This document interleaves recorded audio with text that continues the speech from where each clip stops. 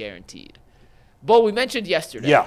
Had a little fun with it, but Mike Zunino retired.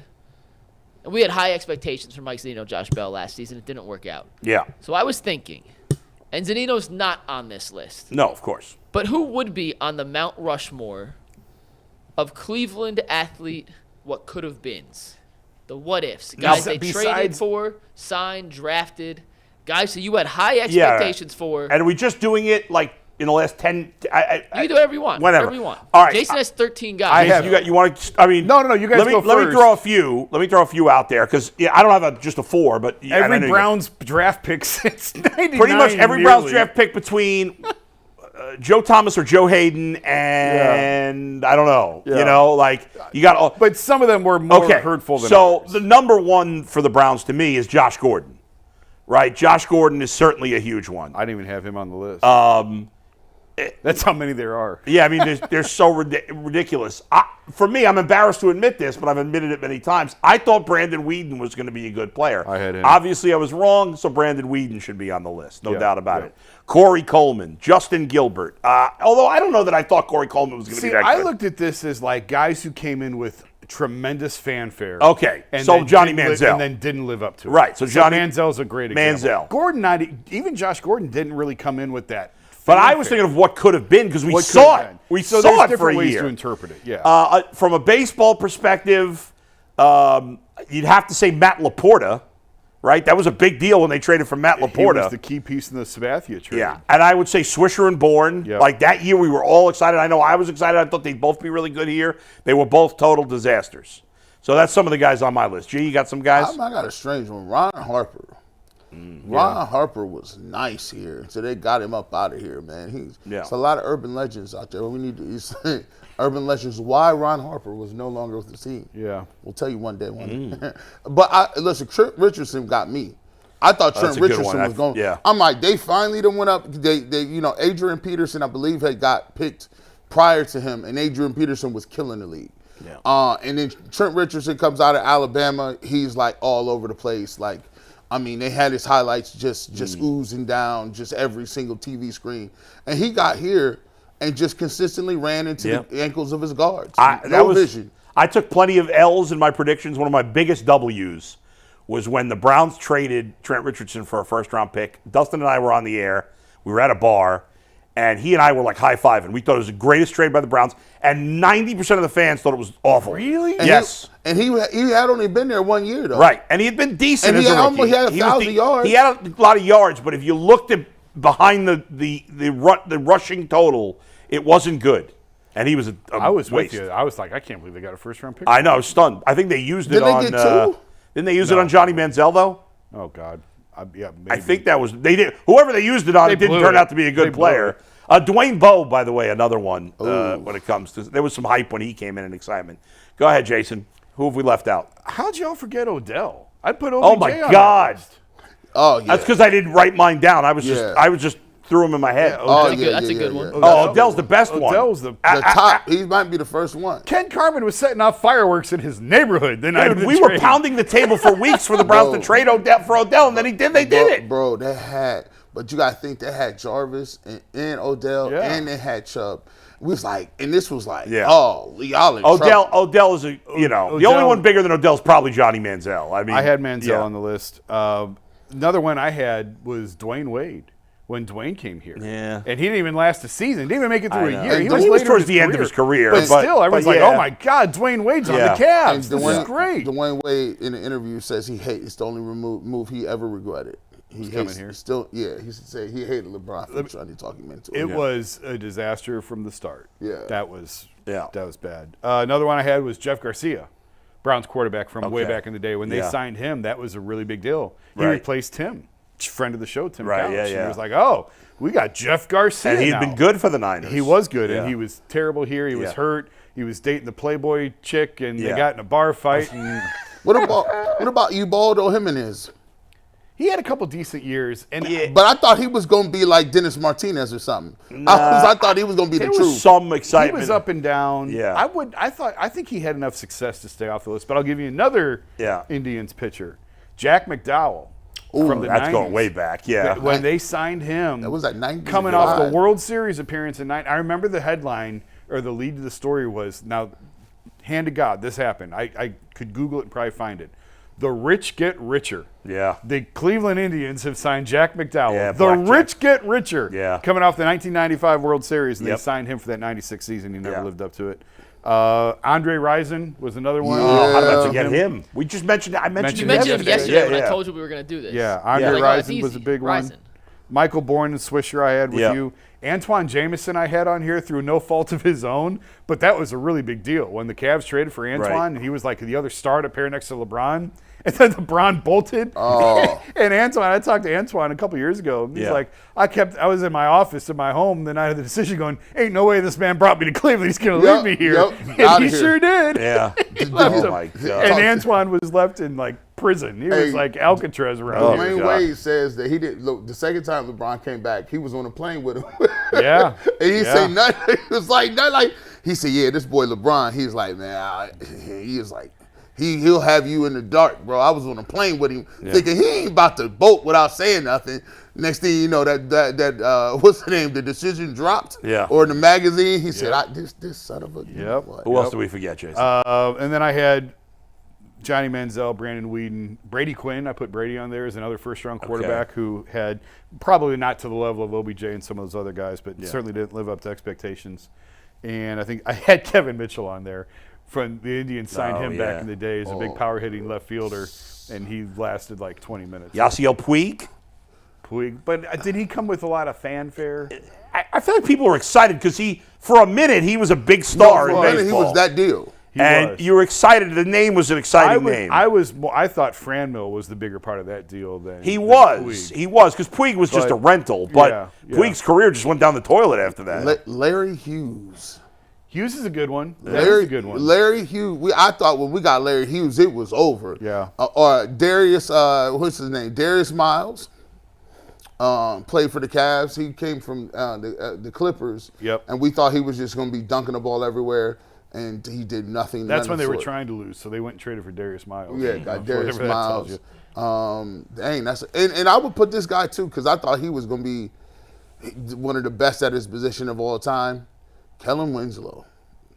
That is probably a good one. Winslow coming out, I was like, playing for the U. I'm like, this dude is about to be a monster. One guy I thought, but actually I don't think he fit, was Sean Kemp. But Kemp actually had a couple pretty good years. He had a couple good playoff series too. Yeah. So he had 42 kids when he was here too.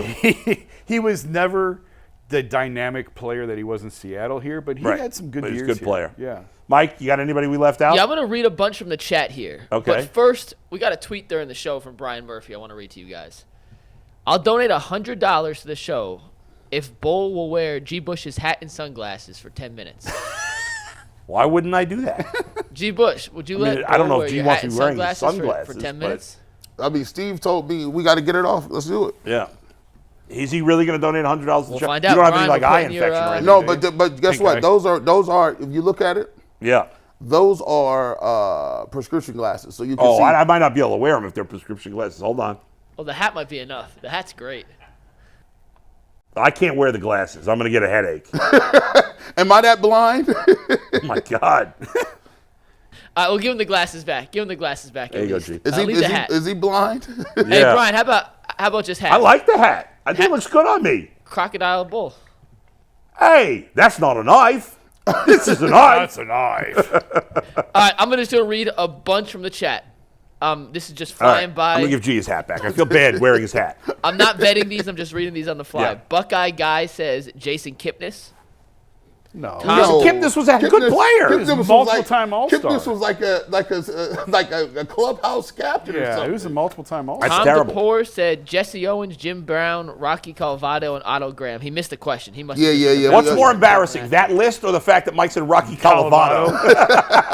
who they traded Rocky Calavito, Mike. Calavito. Who they got in the Calvado trade might belong on the list. How could you put those guys on the list? He must have thought it was Mount Rushmore Cleveland athletes. Oh, he yeah, must you're not right. have read the prompt. That's true. Okay. Ernie Davis. That's because, as Steve pointed out, you poorly used. We shouldn't have used Mount Rushmore for this topic. Ernie Davis from Freddie B. The people are misunderstanding the topic. Ernie, Oh, no, well, Ernie Davis, what could have been. I guess all the guys we're thinking of were busts. Whereas Ernie Davis died. I mean, you don't want to lump him in with those guys. Oh, we did. But yes, what could have been with Ernie Davis? Roberto Clemente, Don Rogers, Ernie Davis could have been an all-time. Could have been as good as Jim Brown. I mean, he definitely fits. Grady Sizemore from Evan 419. But Grady Sizemore had a good career. He was. I know really he went off the cliff earlier than expected, but he still had good years. Yeah. Sly says the Baker-Odell combo, which I think is a fair one. Yeah. William Beck says Jack Brohammer and Charlie Spikes. Evan also says Luka Doncic. The Cavs were in love with him, and the Nets won that one game at the end that knocked us back in the lottery. Does that count? No, because they had no chance to have him, and they never had him. Right. Anthony Bennett. He never. There was no hype. Only Anthony. Nobody was. Only Anthony Lima. Lima loved him. Did he? He loved Anthony Bennett. Him and David Griffin, because Griff loved him too. That's right. Nobody else was excited about Anthony Bennett. He was also 6'4". Yeah, nobody was Jason excited Garnett about Anthony Bennett. says, "What if Carlo Boozer didn't bail on LeBron?" There's an interview there on YouTube with all those guys talking about LeBron before he came in, and it says, look at their faces. Are they hating?